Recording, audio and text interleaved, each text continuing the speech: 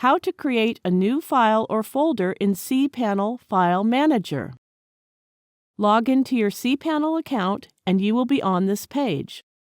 Now go to the Files section and click File Manager.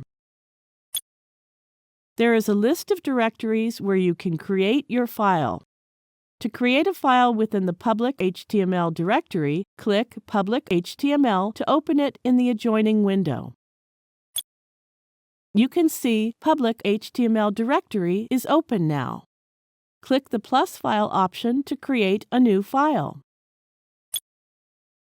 Give a name to the new file with extension and click Create New File.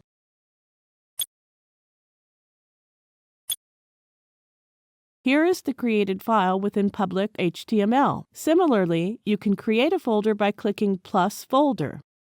Keep in mind, while naming a file or folder, you should not use quotes in the name of the file or folder. Thank you for watching.